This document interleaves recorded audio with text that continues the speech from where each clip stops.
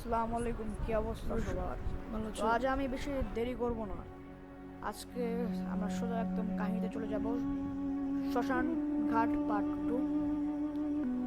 ইতিহাস সাক্ষী রয়েছে আজকে সেই পাঠান ঘাট, পাঠানতলা শ্মশান ঘাট খুব ভয়ঙ্কর ইতিহাস উল্লেখ রয়েছে। শ্মশান ঘাটটি নির্মাণ করা হয়েছে 1950 সালে। শ্মশান ঘাটটি নির্মাণ করার পরে শ্মশান ঘাটটা উদ্বোধন করার আগমন বা ঘটে সেই কিছু তান্ত্রিকের, যারা এই শ্মশান ঘাটটাকে অভিশপ্ত করেছে। শ্মশান ঘাটটা একেবারেই নতুন ছিল। শ্মশান ঘাটের পণ্ডিতরা জানতেন না যে তাদের এই শ্মশান ঘাটে নজর পড়েছে কিছু অশরীরী আত্মাদের নিয়ে খেলা করা কিছু ভয়ঙ্কর কালতান্ত্রিকের।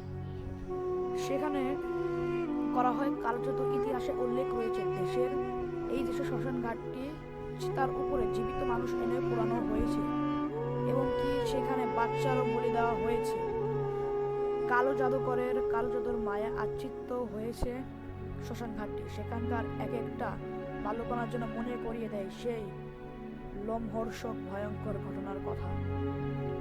সেই কালো রাত ছিনিয়ে নেয় এক নবজাতক বাচ্চার মায়ের ঘুম। বাচ্চাটিকে নিয়ে আসা হয় তান্ত্রিক বিদ্যা শিক্ষা দেওয়ার জন্য, কিন্তু বাচ্চাটি আর ফেরেনি কখনো। খোঁজ করে জানা যায় সেই বাচ্চাটিকে বলি দেওয়া হয়েছে চিতার উপরে। নবজাতক বাচ্চাটিকে কবিরাজি বিদ্যা দেওয়ার কথা বলে বিকেল বেলায় তার বাড়ি থেকে তাকে নিয়ে যাওয়া হয়। বাচ্চাটির মুখে খাবার দেওয়ার আগেই বাচ্চাটির মৃত্যু হয়। ঘটনাটির 1 বছর পরে অনেক কিছু ঘটে গিয়েছে।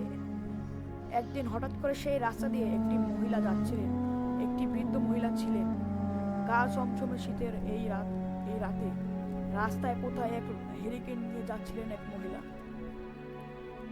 ফিরছিলেন তার বাসার দিকে। তখনই মহিলাকে তুলে নিয়ে যায় একদল তান্ত্রিকটা তুলে নিয়ে যাওয়ার পর বৃদ্ধ মহিলাটিকে বলি দেওয়া হয়।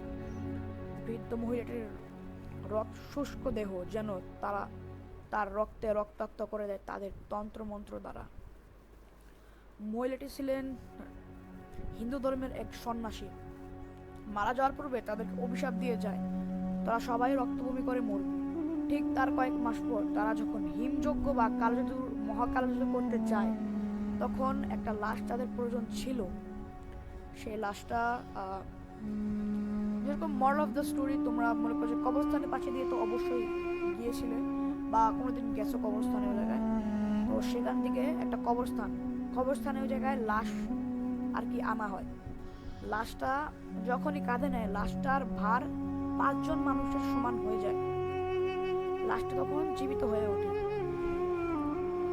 তখনই তাদের খুব ভয়ঙ্করভাবে মৃত্যু হয়। রক্তভূমি হয়ে তাদের মাথা ফেটে যায় অনেক বাজেভাবে। তো এই গল্পটা অনেকটাই বড় যাচ্ছে, তো এটার জন্য তোমরা পার্ট 3 আর কি দেখতে পারতেছো। পার্ট 3 আবার আসবে, আমরা কিছুদিনের ভিতরে লঞ্চ করব। Specially thanks Shravan Kumar and thanks for watching this video. Bye bye. তো এই ভিডিওর জন্য আমি ক্ষমা চাচ্ছি, কারণ হচ্ছে আমার গলার অবস্থা তেমন একটা ভালো না। আমার ঠান্ডা লাগছে, যার কারণে আমি সেভাবে কৃপিভাবে আমি ভয়েসটা দিতে পারি নাই। তো I am extremely sorry for that.